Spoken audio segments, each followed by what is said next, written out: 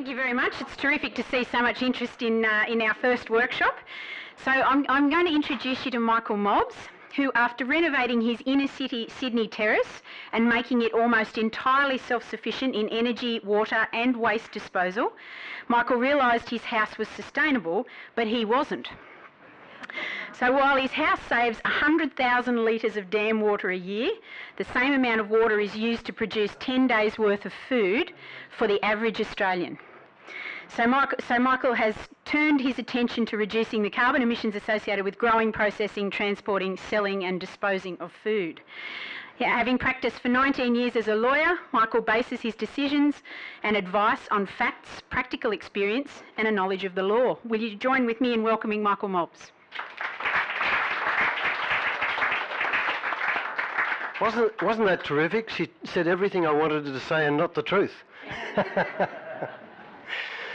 I have been here since Thursday night and I just love the beauty and the people here. It's just been a real treat to work with the council and to meet so many of the people here in the meetings I've had over the last couple of days.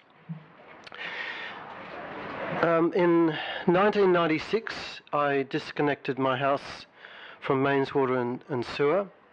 And put in solar panels. It was the first in a city, I think, in Australia, and for 20 years with 2 young kids until they became teenagers and eventually young adults, we had energy and water bills less than $300 a year, which is amazing because my son would have 20-minute showers no matter what I said.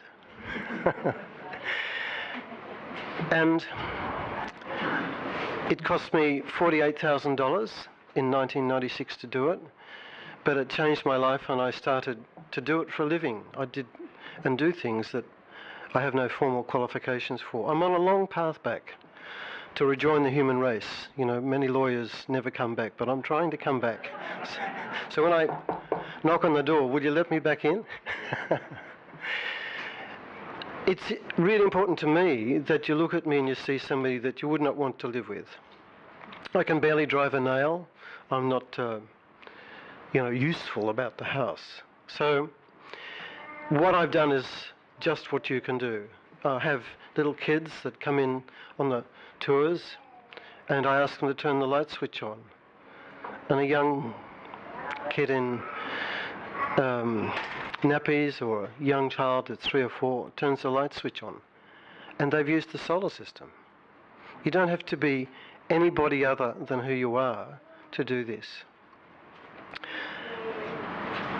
And the nice thing is it has started such a huge surge of people doing it. People like all of us in the room today. So in 20 years, it's gone from just a few houses to 1.4 million houses with solar panels. So I must be right that anybody can do it. Imagine that. 1.4 million houses in 20 years. That's a wonderful achievement that we Australians have made.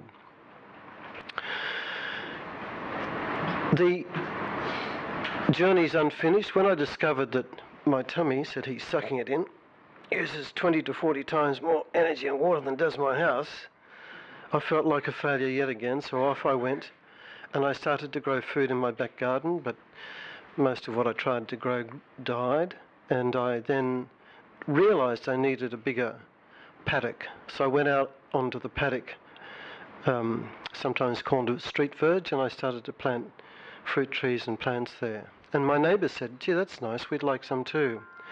So like any lawyer, good at breaking the law, off we went and we started, without approval, planting stuff in the garden. And it changed us. In 2008, the Sydney Council gave us 200 fruit trees, herbs and plants, and we planted them during a festival.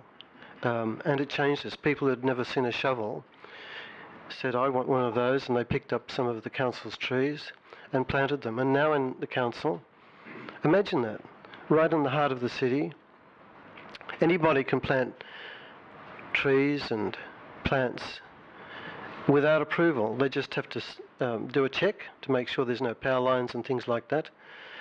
And what happens is amazing. There's a nun from Redfern. I live in Chippendale, which is just near Central Railway. There's a nun who comes over from Redfern and she walks the streets as a meditative walk. It's different to walk down our streets. It's weird sometimes. People will walk down and I watch them. We've got a little sort of box affair, and people pull open the rope and open the door, and there are some books in there. We've got a little public library. People take the books they want and put the books they want to get rid of there. So we've got green pawpaws in the streets and kaffir limes, and it's just terrific. I feel more connected. As I'm talking to you, I'm sensing the sun going into the panels at home, and it's particularly wonderful now because in March I disconnected from the poles and wires. You should have seen me. You would have seen this 65-year-old guy like a child when the cherry picker went up to the pole in the street, snipped the wires and they fell down on the road. Yes! But like some dreams, it turned pretty pear-shaped pretty quickly. The system broke down and I ended up showering in the local council pool for a week. The nice thing about batteries and storage now is that it's so different. It's just like the battery in your phone. So the company that made the battery system emailed an update to the software that was running the system, and so I was back online. And that feeling of having a little box about the size of a fridge outside my bedroom on the veranda, winking at me with its green light every now and then at night, is just so liberating. I feel disconnected from Australian politics, not so much involved in that stuff, just saying to myself, I can do this, I've done what I can. So if I had to sum up what I've said to you so far, it's dope proof, this stuff. If I can do it, you can do it. Secondly, it's more affordable. When I did the solar system in '96, it was $26,000. The same system now is three and a half. And there are some people here today you can talk to about that. And you get household bills less than $300 or $400 a year. You've got control over those bills. You don't have to pay $3,000 or $4,000. You don't have to stop watching telly. You don't have to change it all. You just let the appliances go to work for you. So this is a terrific fair where you can see things that can help you go on this journey as well.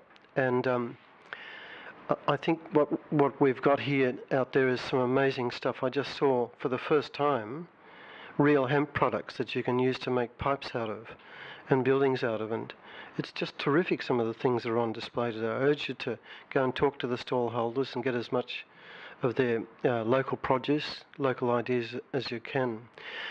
I thought what I do having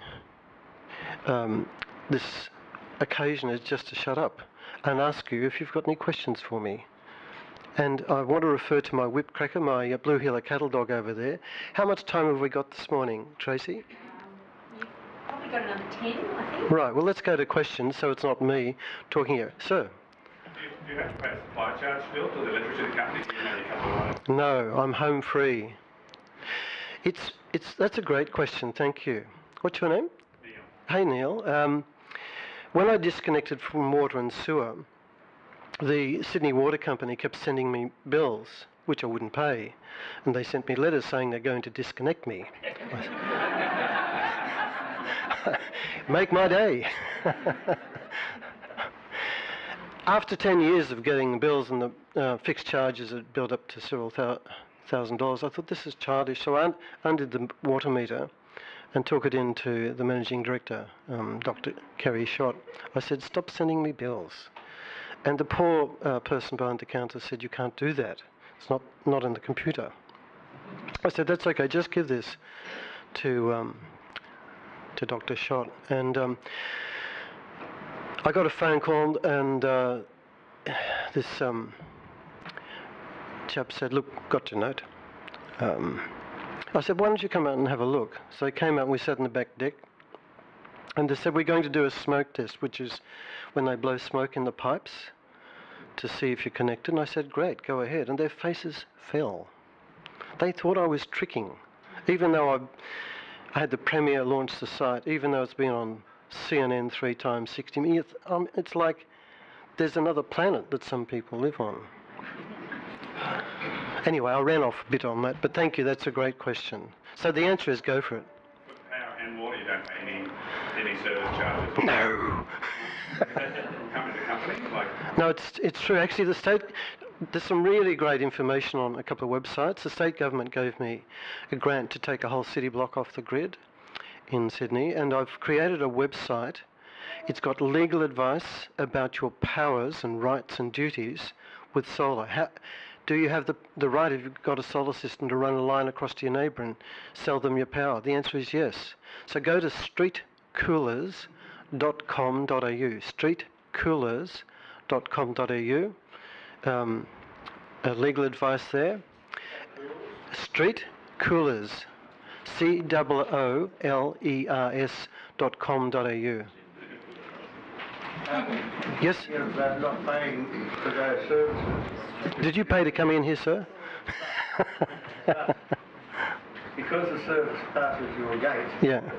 you're still not required to pay some sort of... No, it varies in Like garbage, where you get a garbage clearance. yeah, it varies. That was really big. They still charge you. Yeah. So the gentleman at the front is asking further questions about paying fixed charges. There are different requirements outside Sydney Waters area and in different parts of Australia, and it's early in the morning. I don't want to talk about the law too much, but I do urge you to go to streetcoolers.com.au, where you can see answers to these questions that deal with different situations. Can I just say that sometimes there is a rule that stops you doing something? I urge you to talk to your council staff and your councillors and try and work out a way through, because it's our water, our land, our money, our resources, and our passion for the earth that's at stake here. So when you see a roadblock, do what a lawyer does. Go around it. I could talk for hours about how to deal with the law, but it's too early in the day. Great question, thank you. Yes, sir.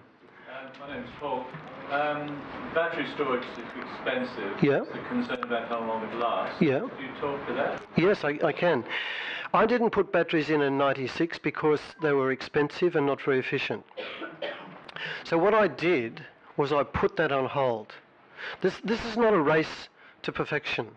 You can get there in steps. I mean, you can go out there and buy a kill switch. You know, when you go into a hotel room, the power comes on when you drop the thing in or when you leave. It's called electricians call it a kill switch, which I sort of like, killing the electricity.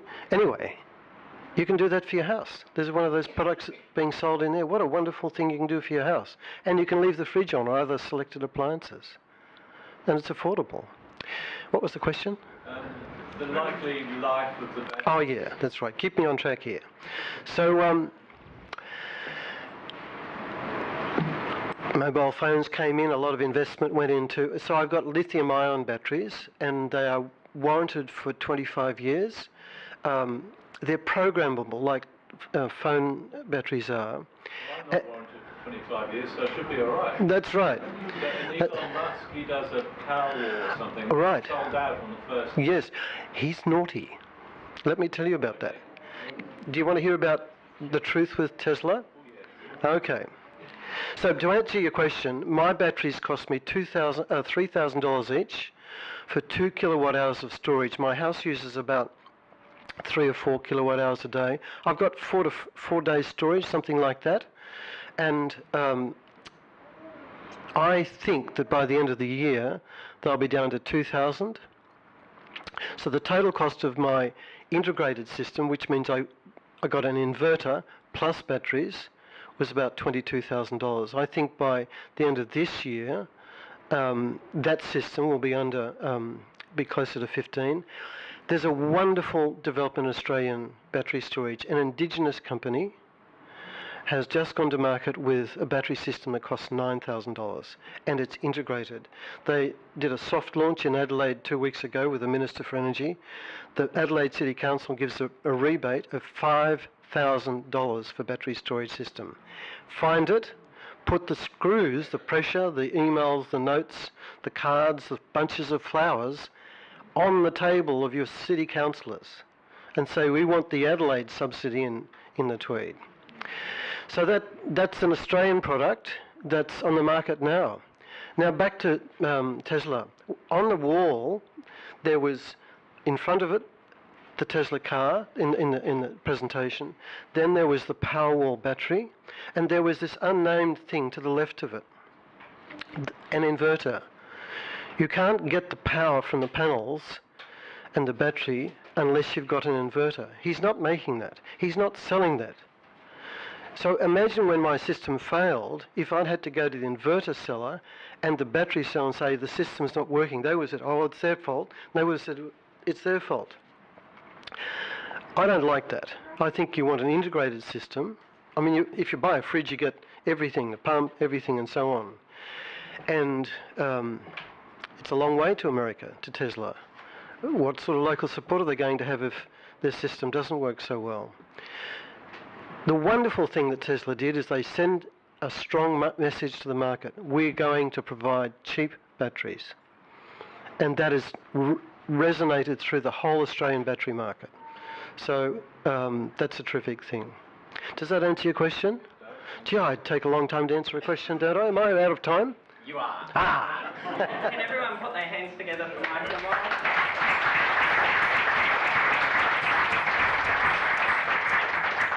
If you'd like to hear some more from Michael, and specifically about home energy this afternoon, he's going to be doing another presentation at 1:30, so we'd love to see you all back here then. Before you all rush out the door, and it is going to be tricky with this many people in the room, but on that table there, there's jars, and we're trying to evaluate the workshop. To make it quick and easy, there's a bucket of gum nuts and leaves, and 5 jars with 1 to 5 on them. If you really liked it, put a gum nut in the number 1 jar, and if you really didn't like it, put one in the 5 or somewhere in between.